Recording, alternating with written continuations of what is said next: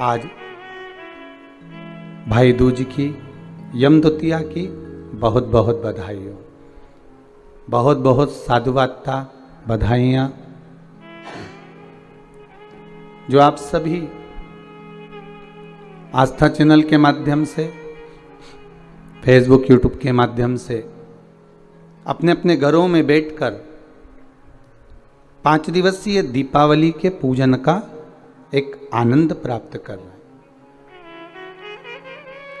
धनतेरस, रूप चौदस, दीपावली, गोवर्धन पूजन और आज यम द्वितीया। कार्तिक महीने की शुक्ल पक्ष की ये पावन द्वितीया तिथि, जिसको यम द्वितीया भाई दूज भी कहते हैं।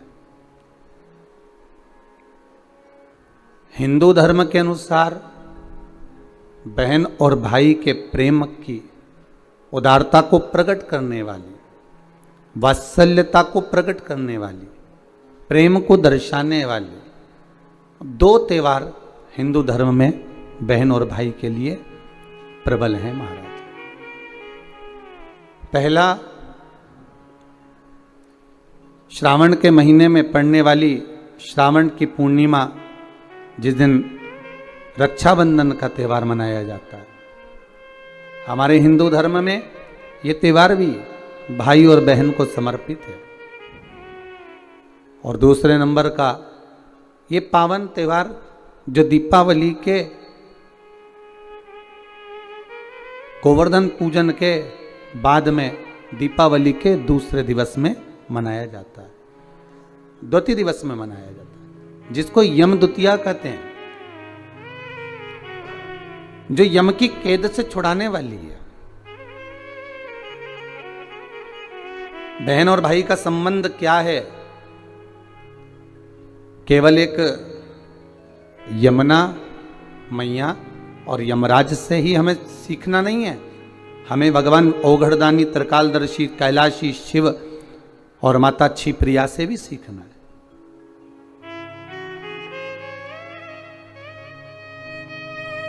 कि मां जगतजननी जगदम्बा माता पार्वती भोजन को तैयार कर कर रख देती हैं और भगवान शंकर की बहन क्षिप्रिया जी आती हैं और उस भोजन को ले जाकर नंदीवर को, श्रृंगीवर को, भृंगी को, आदिक को ले जाकर खिला देती हैं।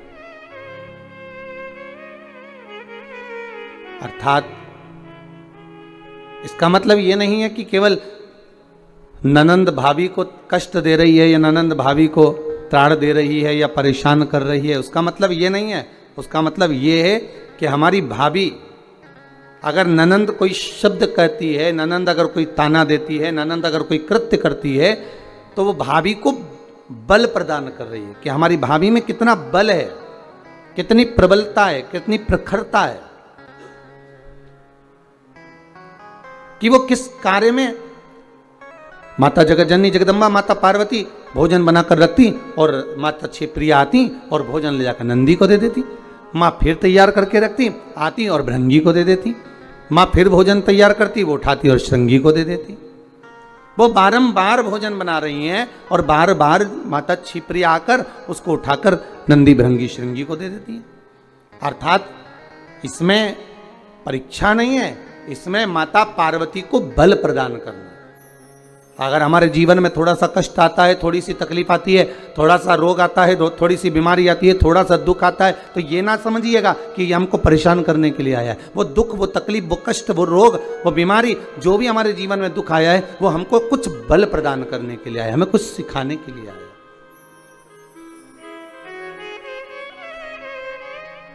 महाराज, संसार का कोई मानव, हमारे अपने संबंधी हो, रिश्तेदारों, नातेदारों, कुटुंब वाले हो, कबीले वाले हो, ये अगर हमको कुछ कह रहे हैं, हमको कुछ ताने दे रहे हैं, हमको अपशब्द कर रहे हैं या हमारे ऊपर कमेंट्स कर रहे हैं, हमारे ऊपर कुछ कह रहे हैं, तो ये हमको बल प्रदान कर रहे हैं, हमको सिखा रहे हैं।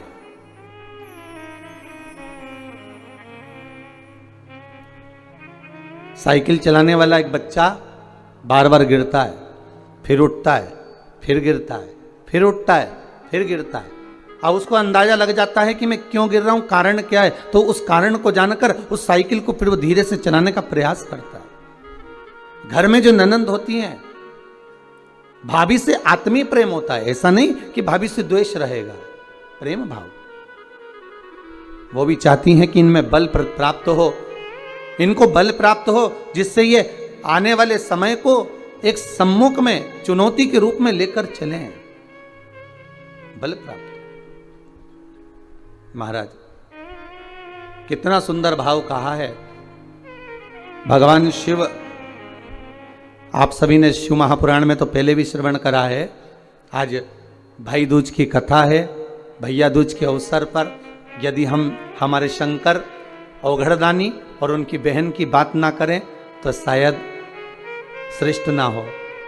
इसलिए कथा के माध्यम से शिव और छिप्रिया की कथा निकली है, तो भाव से अपन उसको भी श्रवण करें।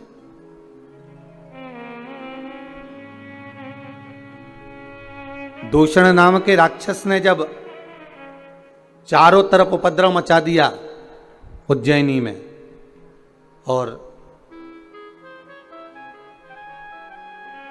उस अवंतिकापुरी में, उस उज्जैनी में जब चारों तरफ उपद्रव मच गया, जहां तहां चारों तरफ ब्राह्मणों के बच्चों को लेता और दूषण नाम का राक्षस निचोड़ निचोड़ कर पीने लगा रक्त को।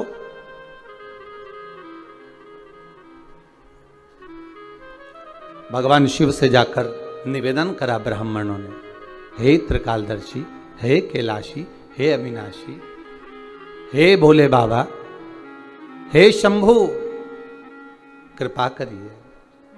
हे मेरे भोलेनाथ, जब दूषण नाम का राक्षस परेशान करने लगा, कष्ट देने लगा, ब्राह्मण के बच्चों को निचोड़ कर उसका रक्त पीने लगा, तब सारे ब्राह्मणों ने जाकर निवेदन करा भगवान देव अधिदेव महादेव से, प्रभु कृपा करो।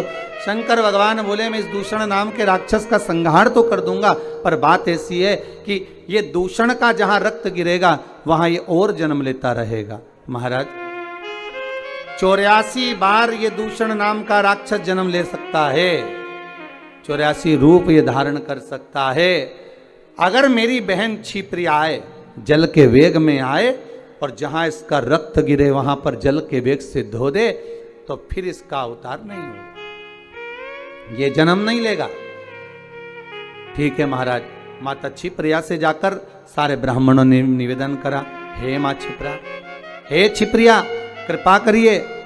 जब दूषण नाम के राक्षस का संहार करने के लिए मेरे देवाधिदेव महादेव जब पधारे, उस समय पर आप आना मां, और उस दूषण नाम के राक्षस का जहां रक्त गिरे वहां उसको जल से धो देना मां। ठीक है। छिप्रिया जी राजी हो गई, अपने भाई के लिए आने के लिए तैयार हो गई। यही होती है बहन, यही होता है भाई। पहले भी कथा में कहा है, आज फिर कहते हैं, केवल मस्तक पर भाई दूज का तिलक लगान लेने से बहन की रक्षा का भार नहीं बढ़ गया। जिस दिन आप एक माता के गर्भ से जन्मे हो, जिस दिन माता के गर्भ से जन्म लिया है आपने, और उसी माता के गर्भ से अगर आपके घर में एक बहन का जन्म हुआ है, बेटी का जन्म हुआ है, उस दिन से रक्षा का भार आपके ऊपर बढ़ चुका है, रक्षा का भार बढ़ चुका है। महाराज दूषण नाम के राक्षस को मारने के लिए मेरे देवाधिदेव महादेव आए, संहार करा, रक्त गिरा। जैसे ही रक्त गिरा, उस रक्त के गिरते गिरते गिरते गिरते 84 रूप उस दूषण नाम के राक्षस ने ले लिए। तब भगवान देवाधिदेव महादेव क्या करें, भगवान शंकर उसी समय पर देख रहे थे कि कैसे मार सकता हूं, और मां छिप्रा ने आकर, मां छिप्रिया ने आकर जल के रूप में अपने भाई के 84 रूप बना दिए, और 84 रूप भगवान देवाधिदेव महादेव के महाकाल राजा के जब हो गए, 84 रूप धारण कर कर दूषण नाम के राक्षस का संहार कर दिया। दूषण नाम के राक्षस का संहार करा, काल बनकर मेरे भगवान शिव पधारे, तो उनका नाम काल पड़ गया। बोल महाकालेश्वर भगवान की। माता छिप्रिया जल के रूप में बहने लगी, जिनका नाम छिप्रा हो गया। पहले भी आपको कहा है, आज फिर कहते हैं, पूरे विश्व में भारत की भूमि पर इतनी बड़ी राखी कहीं नहीं बनती जो छिप्रा जी के घाट से, माता छिप्रा के पास से देवाधिदेव महादेव महाकाल राजा को बांधी जाती है। महाकाल बाबा को मां छिप्रा की ओर से, मां छिप्रिया की ओर से बांधी जाती है। महाराज, ऐसा बहन और भाई का संबंध होता है। केवल एक ये नहीं कि बहन ने अगर कुछ मांग लिया और भाई ने कुछ दे दिया, वहीं तक का संबंध है। तिलक लगवाया और 100-500 का लिफाफा दे दिया, वहीं तक का संबंध है। नहीं नहीं, इस दूज का नाम है यम द्वितीया। यम द्वितीया का मतलब है सूर्य नारायण भगवान की धर्म पत्नी माता छाया के गर्भ से जो पुत्र उत्पन्न हुए हैं यम, उनके बाद में जो बहन उत्पन्न हुई हैं यमुना जी। महाराज, कितना आत्मीय प्रेम होगा अगर यमुना जी का संपूर्ण परिवार देखा जाए। यमराज, शनि महाराज, यमुना जी, ताप्ती, कितना कितना सुंदर परिवार है।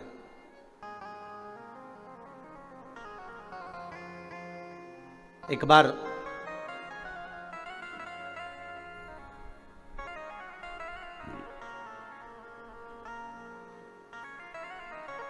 एक मुखिया जी ठाकुर जी की सेवा में लगे हुए थे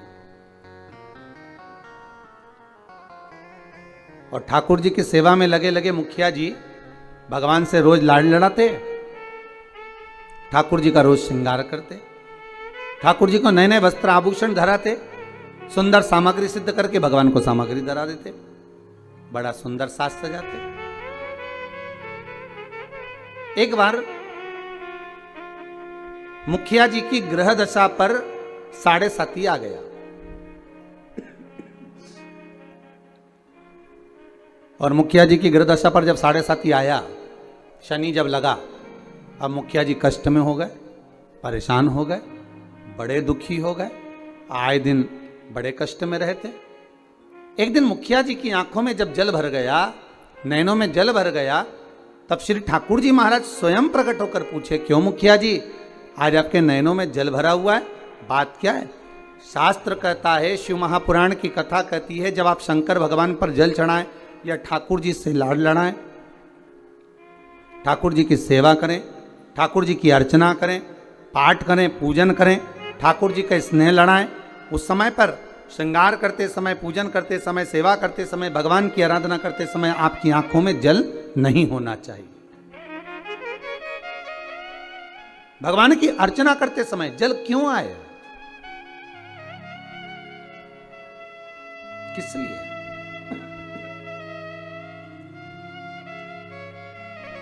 उस जल की महत्वता क्या? और महाराज मुखिया जी बोले, ठाकुर जी समझ में नहीं आ रहा, आज तो शरीर में कष्ट बहुत है और मन में मानसिक टेंशन बहुत है। बाबा बोले, क्यों चिंता करते हो? झारी जी में से यमुना जी को प्रकट करा मेरे ठाकुर जी ने, और यमुना जी को प्रकट कर मेरे ठाकुर जी बोले, यमुना आज आप मुखिया जी जब झारी जी भर रहे थे, आपका श्रृंगार कर रहे थे, ऊपर से वस्त्र ओढ़ा रहे थे, तब आपको मन में है कि आज मुखिया जी के नैनों में जल भरा हुआ है?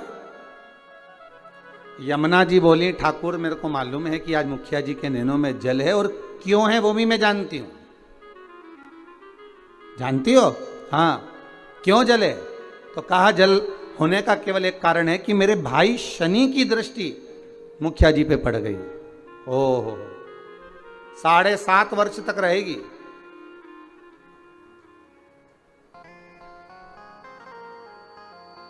भगवान कृष्ण बोले, यमुना अगर शनि महाराज आपके भाई हैं, हमारे तो साले हैं, यदि बहन बोले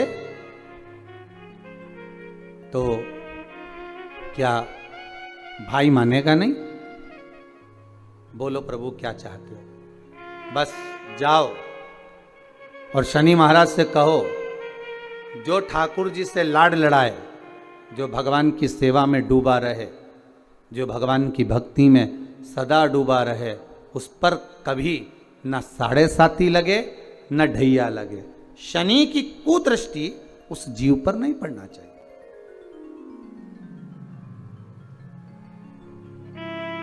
उस जीव पर दृष्टि ना पड़े। ठीक है। यमुना मैया पहुंची सबसे पहले शनि महाराज जी के पास में। शनि महाराज जी से कहा, भैया मेरा निवेदन स्वीकार करोगे? क्या बात है बहन? बस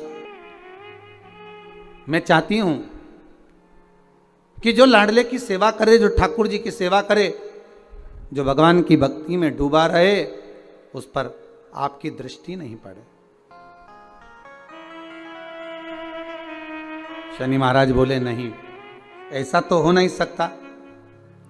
कर्म का दंड जीव को भोगना तो पड़ेगा, क्योंकि भगवान शंकर ने मुझे दंड अधिकारी बनाया है। जो किया है वो तो भोगना है,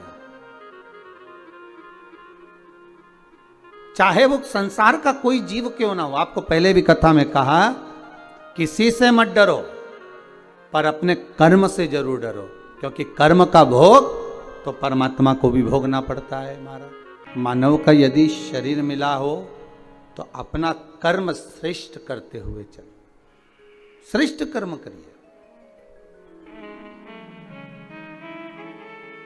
महाराज, शनि महाराज ने कहा, ये नहीं हो सकता, ये हो ही नहीं सकता। जो नहीं हो सकता मैं वर नहीं दे सकता। यमुना जी वापिस लौट कर आ गए। समय आया,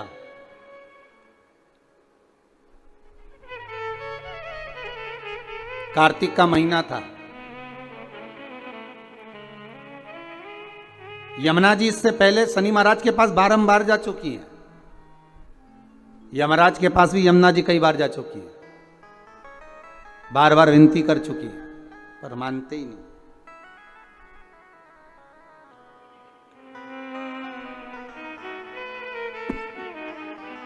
कार्तिक का महीना और महाराज द्वितीया तिथि शुक्ल पक्ष की। आज यमुना जी ने बड़ा सुंदर श्रृंगार किया है। महाराज, बड़ा सुंदर श्रृंगार। महाराज, क्या साज सजाया है मेरी माँ ने।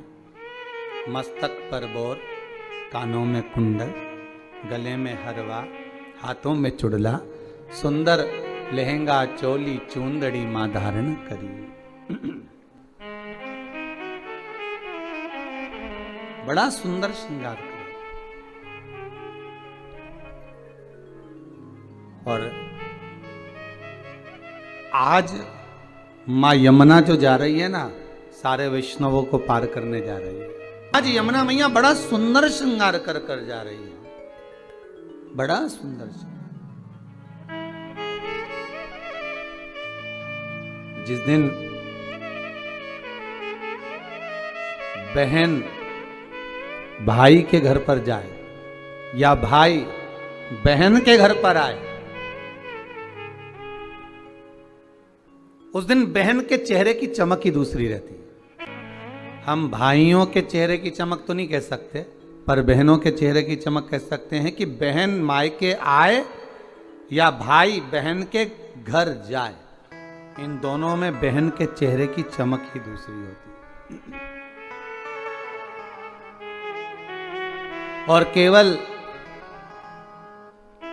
एक बात याद रखिएगा, यमुना मैया केवल अपने कार्य के लिए नहीं जा रही हैं यमराज के पास में, शनि महाराज के पास में। यमुना मैया केवल अपने कार्य के लिए नहीं, कई वैष्णव केवल अपने कार्य के लिए यमुना जी नहीं जा रही। यमुना जी जा रही हैं संपूर्ण भूमंडल के उद्धार के लिए। सारे देवी देवता के चरणों का दर्शन अगर आप करेंगे तो सबके चरण एक साथ दर्शन होंगे, पर यमुना जी के चरण का यदि आप कभी दर्शन करेंगे तो यमुना जी का चरण एक आगे एक पीछे है। क्यों? क्योंकि यमुना हर पल हर घड़ी हर क्षण दौड़ती हुई नजर आ रही है वैष्णवों को जोड़ने के लिए, भक्तों को जोड़ने के लिए।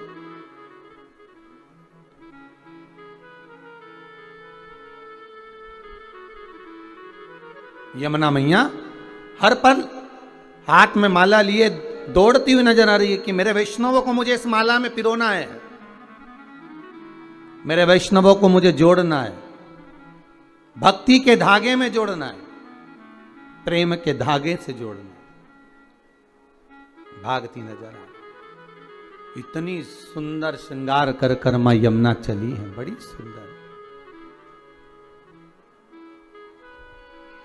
महाराज जब बड़ा सुंदर श्रृंगार कर कर पटरानी यमुना जी चली, बीच मार्ग में भगवान कृष्ण मिल गए, मेरे ठाकुर जी प्राप्त हुए।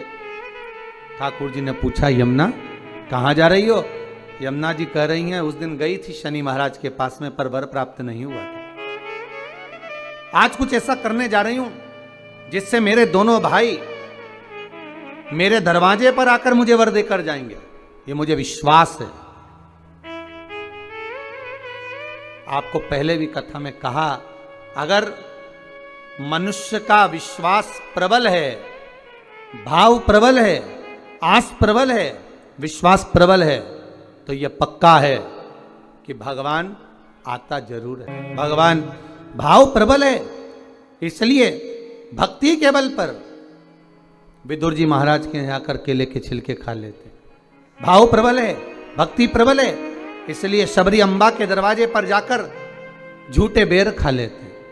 भाव प्रबल है, भक्ति प्रबल है, इसलिए कर्मा जी के घर पर जाकर खिचड़ी खा लेते। तो हम यमुना जी को देखे तो भगवान कह रहे हैं कि कहाँ जा रही हो यमुना, इतना श्रृंगार कर कर। यमुना जी कहती हैं प्रभु मैं मेरे दोनों भाइयों को निमंत्रण देने जा रही हूँ। निमंत्रण किस चीज का? मेरे धाम में ब्रजमंडल में मैं उनको बुलाऊंगी। ब्रजमंडल में बुलाओगी? क्यों?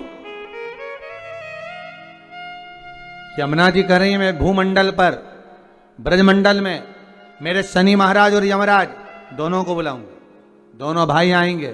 क्यों? तो कि भोजन करने। हो द्वारकाधीश कहे, भगवान कृष्ण बोले, ठाकुर जी बोले, ओ यमुना वो तेरे भाई हैं, मालूम है तेरे को? वो यमराज, वो शनि महाराज कहां तेरे यहां आएगा? यमुना जी बोली हर बार मैं मेरे भाइयों के यहां जाती हूं, जितने ही बार मौका मिलता है मैं अपने भाइयों के घर में अपने मायके जाती हूं, पर इस बार मैं निमंत्रण देने जा रही हूं कि आपको मेरे यहां आना पड़ेगा, आपको मेरे यहां पहुंचना पड़ेगा। यमदूतिया की कथा कहती है, बहन और भाई का संवाद कहता है। एक बूढ़ी मां के 7 पुत्र, 1 पुत्री।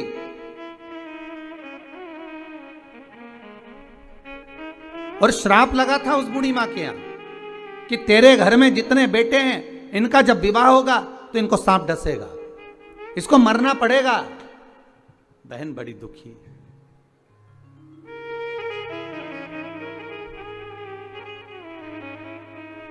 आज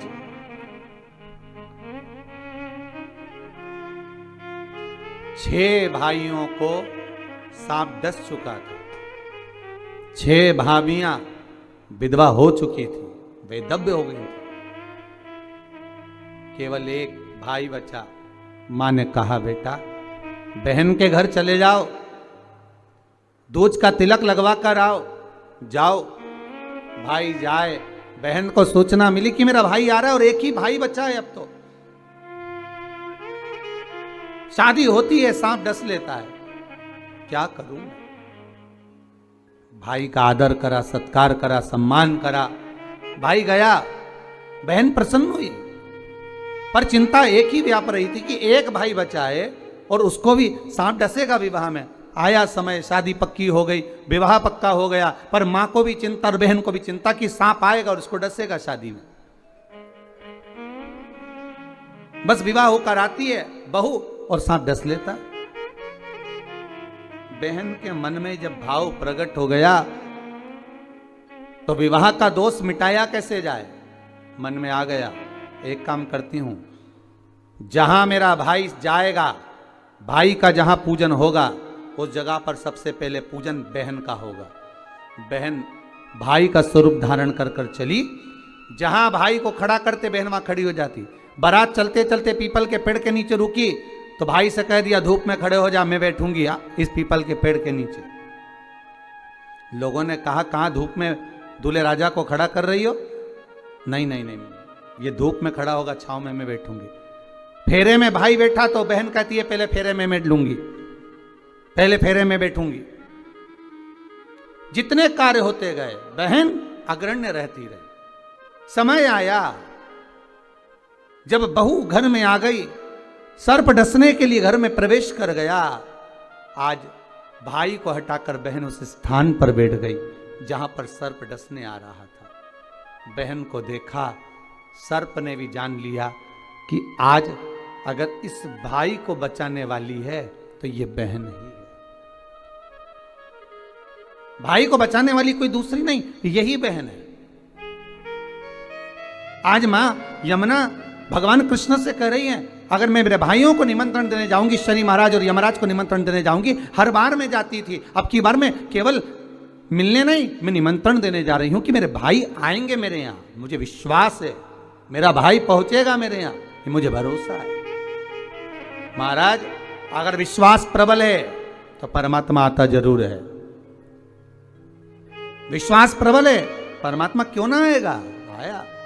पहुंच गई यमुना मैया सीधे यम द्वार। भाभी खड़ी थी दरवाजे पर।